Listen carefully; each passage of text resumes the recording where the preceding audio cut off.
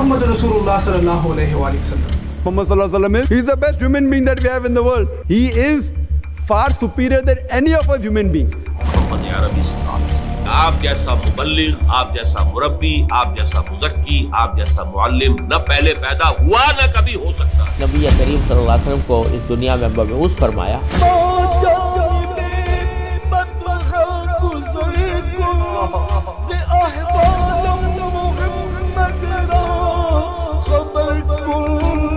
آپ صلی اللہ علیہ وآلہ وسلم کی ولادت سے پہلے پورے عرب میں بتوں کی پوجا کی جاتی تھی.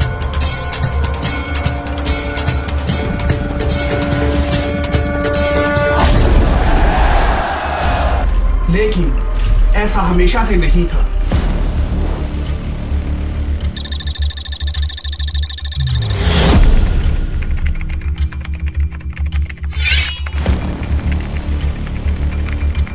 ایک ایسا ورڈ جو ہم بچپن سے سنتے آ رہے ہیں، زمانہ جاہلیت. کیا آپ جانتے ہیں کہ یہ زمانہ جاہلیت کیا ہے؟ عرف عام میں نبی پاک صلی اللہ علیہ وآلہ وسلم کی ولادت سے پہلے کے دور کو زمانہ جاہلیت کہتے ہیں. لیکن the question is یہ دور کب، کیسے اور کس نے شروع کیا، اور اس دور میں ایسا کیا کیا ہوتا تھا جس کی وجہ سے آج پوری دنیا کے مسلمان اس دور کو زمانہ جاہلیت کہتے ہیں، اور اللہ نے خود اس دور کو زمانہ جاہلیت کہا. تو رات میں حضرت ابراہیم علیہ السلام کے 8 بیٹوں کا ذکر ہے، جبکہ قرآن پاک میں جسٹ 2 بیٹوں کا ذکر ہے. حضرت اسحاق علیہ السلام جس کی اولاد کو ہم بنی اسرائیل کہتے ہیں، اور حضرت اسماعیل علیہ السلام جن کی اولاد میں نبی پاک صلی اللہ علیہ وآلہ وسلم تشریف لائے. حضرت اسحاق اور بنی اسرائیل کا ذکر ہم کسی اور ویڈیو میں کریں گے. اللہ کے حکم سے جب حضرت ابراہیم علیہ السلام نے اپنے بیٹے حضرت اسماعیل علیہ السلام اور اپنی وائف حضرت ہاجرہ علیہ السلام کو مکہ میں چھوڑا، تو اس وقت مکہ ایک انتہائی غیر آباد علاقہ تھا. حضرت اسماعیل کے 12 بیٹے ہوئے، اور یوں اللہ تعالیٰ نے حضرت اسماعیل علیہ السلام اور ان کی اولاد کو مکہ اور پورے عرب کی سرداری دی. ایک لمبے عرصے تک یہ اہل عرب اسلام اور توحید پر قائم رہے. لیکن جیسے جیسے وقت گزرتا گیا، اہل عرب کے عقائد کمزور ہوتے گئے، اور پھر نبی پاک صلی اللہ علیہ وآلہ وسلم کی ولادت سے تقریباً 250 سال پہلے اہل عرب میں ایک شخص پیدا ہوا جسے عمر بن لوہے کہتے ہیں. یہ شخص اہل عرب کا سردار تھا اور ایک نیک اور معزز انسان تھا، اور لوگ اسے اپنے زمانے کا ولی اور مجدد کہتے تھے. لیکن اس نے بھی ایک بلنڈر کیا، سیم لائک مرزا غلام احمد قادیانی. عمر بن لوہے نے شام کے سفر کا ارادہ کیا، اور وہاں پہ اس نے دیکھا کہ اہل شام بتوں کی عبادت کرتے ہیں، تو اس کو یہ طریقہ بہت پسند آیا، لائک 1 سے بھلے 2. لہٰذا اس نے اہل شام سے ایک بت خرید کر مکہ میں نصب کر دیا. کیونکہ یہ شخص اپنے دور کا ولی سمجھا جاتا تھا، تو اس کی دیکھا دیکھی پورے اہل عرب نے اپنے گھروں میں بت رکھ لیے، اور یوں اہل عرب میں بتوں کی پوجا سٹارٹ ہو گئی. اہل عرب کے بڑے بڑے بتوں میں لات، عزا اور منات کا ذکر آتا ہے، سیم لائک انڈیا میں شیو اور رام اور کرشنا وغیرہ. یوں نبی پاک صلی اللہ علیہ وآلہ وسلم کی ولادت سے پہلے اہل عرب کا ایک گھر بھی نہیں تھا ایسا جس میں بت نہ ہو. یہاں تک کہ فتح مکہ کے روز نبی پاک صلی اللہ علیہ وآلہ وسلم نے کعبے کے اندر موجود 360 بتوں کو گرایا اور ان کو جلا دیا. عرب میں بت پرستی کو رواج دینے کا کریڈٹ جسٹ اور جسٹ صرف ایک انسان کو جاتا ہے، جس کا نام ہے عمر بن لوہے. نبی پاک صلی اللہ علیہ وآلہ وسلم نے ارشاد فرمایا، میں نے عمر بن لوہے کو جہنم میں اپنی آنتیں نوچتے ہوئے دیکھا ہے. یہ اہل عرب بتوں کو اپنا مائی باپ سمجھتے تھے، بتوں کے لیے اپنے جانوروں کو ذبح کرتے تھے، یہاں تک کہ اپنی آمدنی کا ایک مخصوص حصہ بتوں کے لیے وقف کرتے تھے، جیسا کہ آج کرسچینٹی میں ہوتا ہے. اس کے علاوہ یہ سب پری اسلامک اہل عرب بہت سی خرافات کا شکار تھے، جس کی وجہ سے ان کو جاہل کہا جاتا ہے یا دور جاہلیت کہا جاتا ہے. لائک کعبہ میں بالکل ننگا ہو کر طواف کرنے کو سب سے بڑی عبادت سمجھتے تھے. اپنے بتوں کے سامنے دوزانو ہو کر بیٹھتے تھے، ان سے فریاد کرتے تھے، انہی سے مانگتے تھے اور انہی کے سامنے سجدہ کرتے تھے. یہ بتوں کو اللہ کے حضور اپنا سفارشی سمجھتے تھے. الا للہ الدین الخالص، آگاہ ہو جاؤ کہ اللہ کے ہاں مقبول اگر ہوگا تو دین خالص. والذین اتخذوا من دونہ اولیاء، اور وہ لوگ جنہوں نے اللہ کے سوا کچھ اور کو اولیاء بنایا ہوا ہے. ما نعبدہم الا لیقربونا الی اللہ زلفیٰ، کہتے ہیں ہم نہیں ان کو نہیں پوچھتے، ہم تو اصل میں اللہ ہی کو پوچھتے ہیں. ان کو صرف اس لیے پوچھتے ہیں کہ یہ ہمیں اللہ سے قریب کر دیں گے، یہ ہمارے یہ وسیلے ہیں، ان کے ذریعے سے ہم اللہ کے قریب ہو جائیں گے، اس لیے پوچھتے ہیں. ان اللہ یحکم بینہم فیما ہم فیہ یختلفون، یقیناً اللہ تعالیٰ فیصلہ کر دے گا ان کے مابین ان تمام چیزوں میں جن میں اختلاف کر رہے ہیں. ان اللہ لا یہدی من ہوا کاذب کفار، اللہ تعالیٰ ہرگز ہدایت نہیں دیتا ان کو جو جھوٹے ہوں اور ناشکر کفار۔ اس کے علاوہ اہل عرب کاہنوں اور نجومیوں پر ایمان رکھتے تھے۔ یہ لوگ بدشگنی پر بہت ہی زیادہ یقین کرتے تھے۔ پرندے کو ہوا میں اڑاتے تھے، اگر وہ لیفٹ سائڈ پر گیا تو بیڈ لک، اور اگر وہ رائٹ سائڈ پر گیا تو گڈ لک۔ کسی جانور کے راستہ کاٹنے کو انتہائی منحوس سمجھتے تھے۔ اس کے علاوہ یہ لوگ چند مہینوں، چند دنوں، چند لوگوں، چند عورتوں کو بھی منحوس سمجھتے تھے۔ روح کے بارے میں سیم ان کا ہندوؤں والا کیتا تھا۔ یہ لوگ سمجھتے تھے کہ روح تب تک بھٹکتی رہے گی جب تک اس کا انتقام نہ لے لیا جائے۔ مرنے کے بعد منش کی آتما بھٹکتی ہے۔ اپنی مرضی سے انہوں نے مختلف حلال جانوروں کو اپنے لیے حرام کر دیا تھا۔ بیٹیوں کو بے عزتی کے ڈر سے جلاتے اور زندہ درگور کر دیتے تھے۔ ایک عورت کو 10 مردوں کے ساتھ انٹرکورس کروایا جاتا تھا، اور جب وہ پریگننٹ ہو جاتی تھی تو پھر اس کو چوائس دے دی جاتی تھی کہ وہ اب ان 10 مردوں میں سے اپنا کوئی ہسبینڈ سلیکٹ کر لے۔ وائف سویپ یا پھر وائف ایکسچینج کا طریقہ کافی کامن تھا۔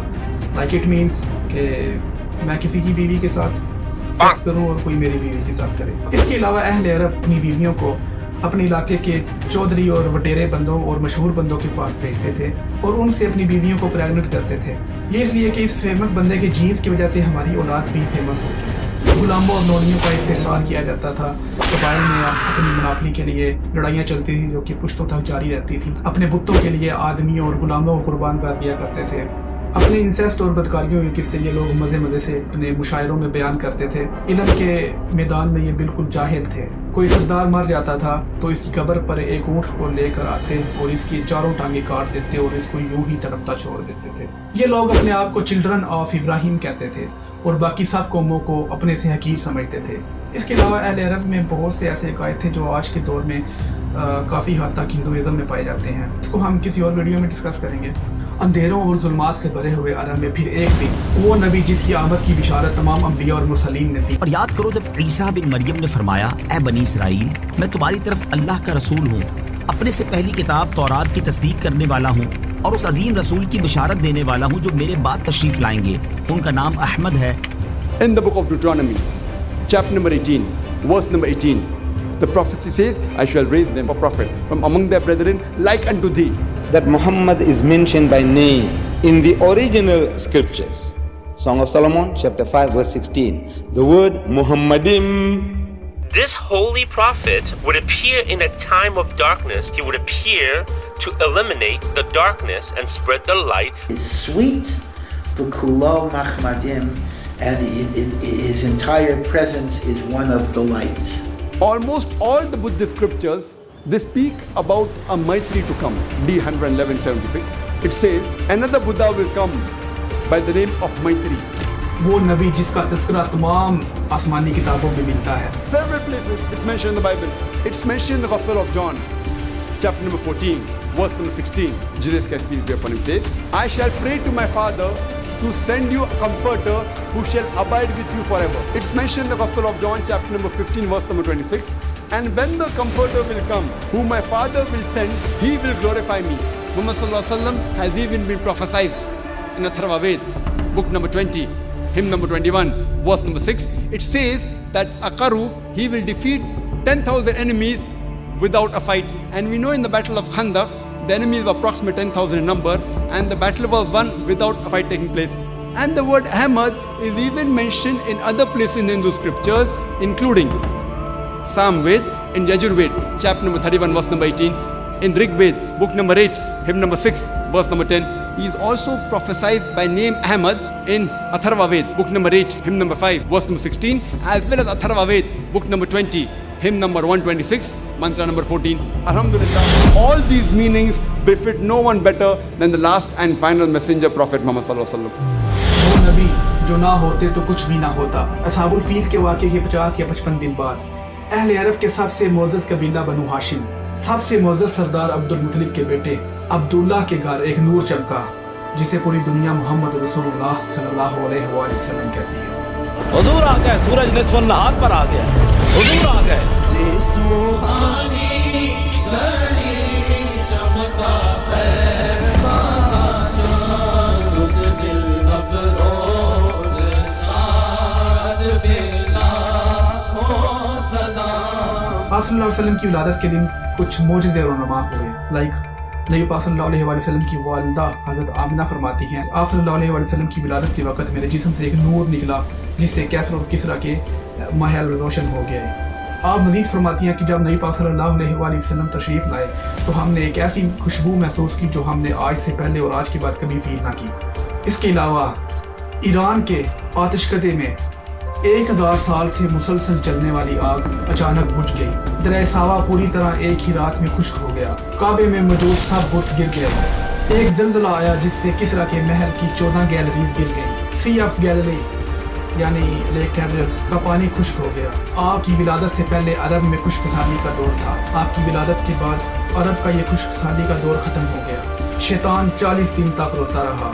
ان سب کے علاوہ نبی پاک صلی اللہ علیہ وسلم کی ولادت کے دن اور بھی بہت سے معجزاتی واقعات رونما ہوئے لیکن ان کی سند اتنی مضبوط نہیں ہے. سو وی ول ناٹ ڈسکس دوز. عرب میں موجود یہودی جو کہ 90 عرصے سے آپ صلی اللہ علیہ وسلم کی ولادت کا انتظار کر رہے تھے. یہودی علماء کی یہ پروفیسی تھی کہ آخری نبی ہجرت کر کے مدینہ میں آئیں گے. اس وجہ سے مدینہ اور اس کے قرب و جوار میں کافی بڑی تعداد میں یہودی آباد تھے. جب بھی اہل عرب ان یہودیوں کے ساتھ برا سلوک کرتے تھے یا ان کے ساتھ جنگ کرتے تھے اور ان کو ظلم اور زیادتی کا نشانہ بناتے تھے تو یہ سب یہودی ان کو جسٹ ایک بات کہتے تھے کہ عنقریب ہمارا مسیحا آنے والا ہے اور ہم سب یہودی اپنے مسیحیت کے ساتھ مل کر تم سب اہل عرب کو قتل کریں گے اور اپنا انتقام لیں گے. 12 ربیع الاول والے دن اتنے سارے سپر نیچرل واقعات کو دیکھ کر یہودیوں کے کان کھڑے ہو گئے اور وہ یہ سمجھ چکے تھے کہ ہمارا مسیحا تشریف لا چکا ہے. 12 ربیع الاول والے دن ایک یہودی اہل قریش کی محفل میں گیا اور اس نے وہاں سے پوچھا کہ آج تمہارے قبیلے میں کوئی بچہ پیدا ہوا ہے, جس پر قریش کے سرداروں نے کہا ہمیں نہیں معلوم, اور یہودی نے کہا کہ آج اللہ کی آخری پیغمبر تشریف لائے ہیں.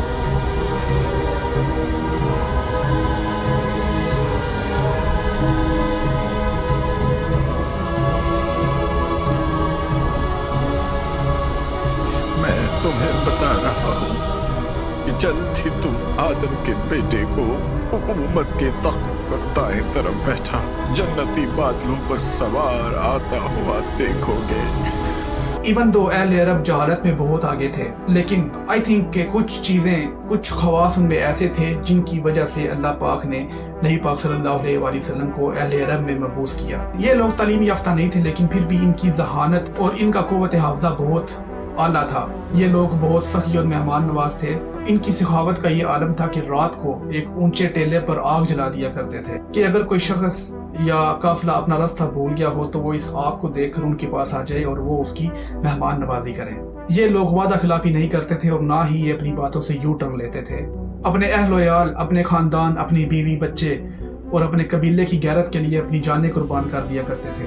سب سے بڑی بات جو آئی تھنک جس کی وجہ سے اللہ پاک نے اہل عرب میں اپنے نبی کو مبعوث فرمایا وہ تھی اہل عرب کی بہادری اور شجاعت. نو ڈاؤٹ اہل عرب کے سب سے بڑے کمانڈر نبی پاک صلی اللہ علیہ وسلم تھے اور آپ کے بعد سب سے بڑے کمانڈروں میں حضرت عمر, حضرت علی, حضرت خالد بن ولید, حضرت سعد بن ابی وقاص, حضرت عمر بن عاص, حضرت ابو عبیدہ بن جراح, حضرت کعب, حضرت شرحبیل اور ایسے بہت سے صحابہ تھے جو کہ اپنے آپ میں لائک ون مین آرمی تھے اور ان کی وجہ سے اللہ پاک نے اسلام کو ایک چھوٹے سے علاقے سے اٹھا کر پوری دنیا میں پھیلا دیا.